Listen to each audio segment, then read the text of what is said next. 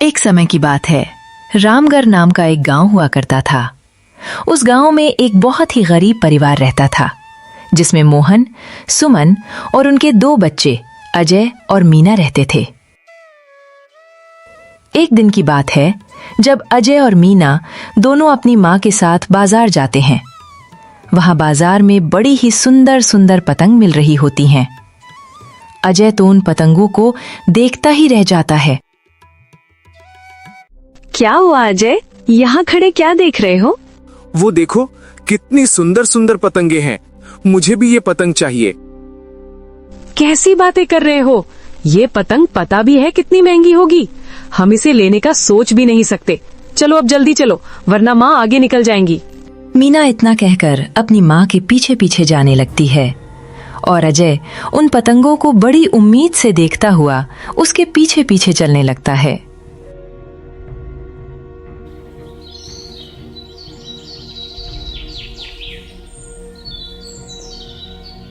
घर आने के बाद भी अजय का दिमाग उन पतंगों में ही होता है।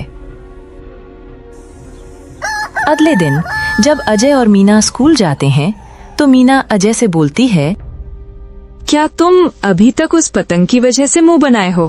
हाँ, तो तुम लड़की हो, तुमको क्या पता कि लड़कों को कितना शौक होता है पतंग उड़ाने का।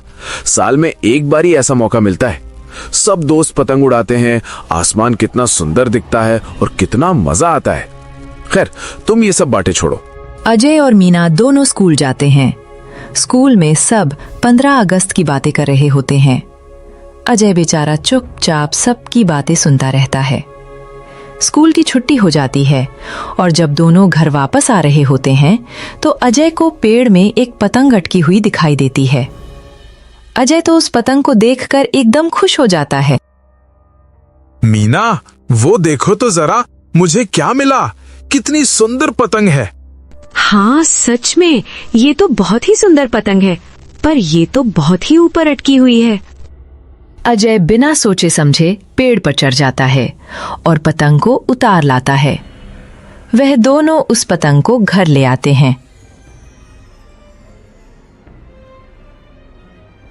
पर घर में हमेशा की तरह उनके माता पिता में लड़ाई हो रही होती है और इस बार तो इतनी लड़ाई होती है कि मोहन घर छोड़कर चला जाता है।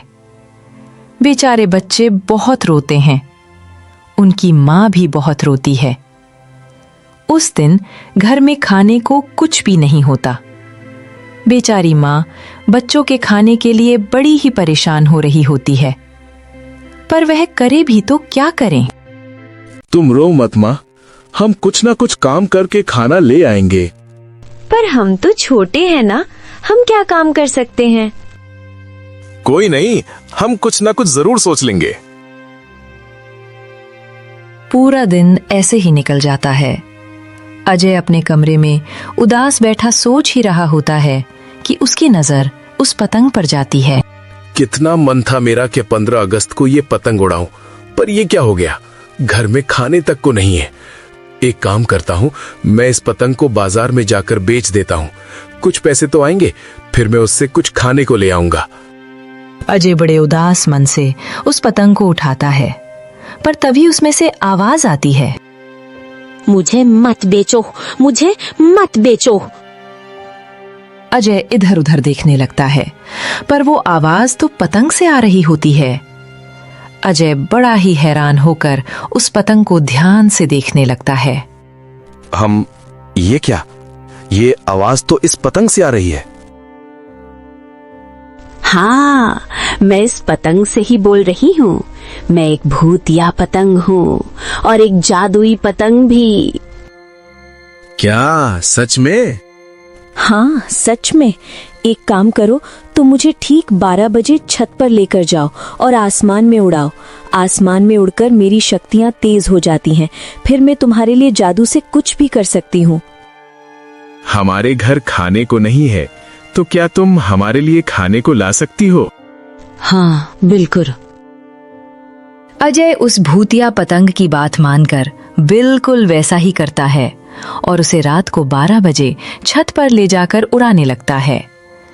जैसे पतंग हवा में उड़ना शुरू करती है, उसमें अजय को एक भूतिया शक्ल दिखती है। मैं आजाद हो गई। कितने सालों बाद मैं खुले आसमान में उड़ रही हूँ और ये सब तुम्हारी वजह से हुआ है। बताओ बताओ, तुम्हें क्या चाहिए? मैं तुम्हें सब दूंगी। मेरी माँ, मेरी बहन सुबह से भूखे हैं, हमें खाने को चाहिए। ठीक है, अभी लो। भूतिया पतंग ऊपर से खाने की बारिश करने लगती है। अजय की छत पर घर के खाने का सारा सामान गिरने लगता है। अजय तो ये देखकर खुशी से पागल हो जाता है। ये तो कमाल ही हो गया। ये तो सच में जादू हो गया। तुमने मेरी बहुत मदद की। तुम बहुत अच्छी हो। भूतिया पतंग उड़ते उड़ते नीचे आती है। उसके बाद वह एक आम पतंग में बदल जाती है और अजय उसे वापस उसी जगह पर रख देता है। उसके बाद वह सारा खाने का सामान अपनी माँ को जाकर देता है। अरे अजय, ये सब खाने का सामान तू कहाँ से लेकर आया? माँ, वो पतंग है ना जो मुझे पेड़ पर टंगी मिली थी, वो कोई आम पतंग नहीं बल्कि एक भूतिया पतंग है। अजय अपनी माँ और बहन को भूतिया पतंग की पूरी कहानी सुनाता है। वो लोग तो सुनकर घबरा ही जाते हैं, पर अजय उनको समझाता है कि वो एक अच्छी भूतिया पतंग है। जैसे कहानी में जिन एक चिराग में कैद था और वो अपने मालिक की सारी बातें मानता था, वैसे ही इस पतंग की डोर बंधी हुई है। तब तक वो अपने मालिक की सुनेगी। क्या सच में? वो भूतिया पतंग से हम कुछ भी मांग सकते हैं? मतलब खिलौने, कपड़े, सब कुछ? चलो ना, मुझे भी दिखाओ ना। नहीं मीना, अभी नहीं। रात को 12 बजे उसे चांद की रोशनी से ताकत मिलती है, और तुम्हें तो पता ही होगा सभी भूत 12 बजे ही जागते हैं। ठीक है, मैं कल का इंतजार करती हूँ। फिर हम कल उस चुड़ैल से ढेर सारी खाने की चीजें मांग लेंगे। अगले दिन वह ऐसा ही करते हैं। रात के 12 बजे वह पतंग को छत पर लेकर जाते हैं और उसे उड़ाने लगते हैं। जैसे ही वह भूतिया पतंग आसमान में जाती है, उसमें भूतिया शक्ल दिखने लगती है। शुक्रिया तुम्हारा, जो तुमने फिर से मुझे आजाद किया। बताओ बताओ, आज तुम्हें क्या चाहिए? आज मुझे नहीं बल्कि मेरी बहन को कुछ चाहिए। हाँ, मुझे ना ढेर सारे नए कपड़े और एक सुंदर सी गुड़िया चाहिए। ठीक है, अभी लो। भूतिया पतंग ऊपर से कुछ नए कपड़े और एक सुंदर सी गुड़िया नीचे गिराती है। मीना झट से उनको उठा लेती है और खुशी से पागल हो जाती है। वाह, ये कपड़े कितने सुंदर हैं और ये गुड़िया तो बहुत ही प्यारी। आप बहुत बहुत अच्छी हो। आपका बहुत बहुत शुक्रिया। ये तो मेरा फर्ज था। उसके बाद भूतिया पतंग आसमान में यहाँ से वहाँ और वहाँ से यहाँ उड़ती रहती है। अजय और मीना दोनों बड़े ही खुश होते हैं। धीरे धीरे उनके घर की सारी परेशानी दूर हो जाती है। उनको किसी चीज की दिक्कत नहीं होती। उनकी जिंदगी बड़ी ही खुशी खुशी चल रही होती है कि एक रात पड़ोस में रह रहा रमेश उस पतंग को देख लेता है। ये भूतिया पतंग तो मुझे हर हाल में चाहिए। इससे मैं दुनिया का सबसे अमीर इंसान बन जाऊंगा। रमेश इंतजार करता रहता है कि कब अजय उस पतंग को नीचे उतारे। जैसे ही अजय उस पतंग को नीचे उतारकर उसे अपने कमरे में ले जाकर रख देता है और सब सो जाते हैं, तभी रमेश चुपके से आकर उस पतंग को चुरा लेता है। जब सुबह अजय को अपनी पतंग नहीं मिलती तो वह बड़ा ही परेशान हो जाता है। ऐसे कैसे कहीं चली गई मेरी पतंग? रात को तो यहीं इसी कमरे में रखी थी मैंने। कहीं वो भूतिया पतंग खुद से तो नहीं चली गई? अजय, मीना और उसकी माँ पूरा घर ढूंढ लेते हैं, पर पतंग का कुछ पता नहीं चलता। बेचारे बड़े ही उदास हो जाते हैं। कितने दिन ऐसे ही निकल जाते हैं। फिर एक रात अजय जब अपनी खिड़की पर खड़ा होता है तो उसे वही पतंग आसमान में उड़ती दिखती है। अरे, ये तो मेरी भूतिया पतंग है, पर इसे उड़ा कौन रहा है? मुझे बचाओ, इस आदमी ने मुझे चुरा कर अपने पास कैद कर लिया है। मुझे बचा लो। अजय सोच में पड़ जाता है कि आखिर वह उस भूतिया पतंग को कैसे बचाए। मुझे कुछ तो करना ही पड़ेगा। मुझे ये अंकल पतंग वापस तो देने से रहे, और वो पतंग को पक्का ही छुपा कर रखते होंगे। इस पतंग ने हमारा इतने बुरे वक्त में बड़ा साथ दिया है। अब मेरी बारी है। अगली ही सुबह अजय एक पतंग और पक्का मांझा लेकर आता है। फिर रात को ठीक 12 बजे वो छत पर चढ़ जाता है और अपनी पतंग उड़ाना शुरू कर देता है। उधर दूर उसे वही अपनी भूतिया पतंग उड़ती दिख रही होती है। अजय बड़ा ही अच्छा पतंगबाज होता है। वो अपनी पतंग को आसमान में उड़ाने लगता है और भूतिया पतंग के साथ पेच लड़ाकर उसे काट देता है।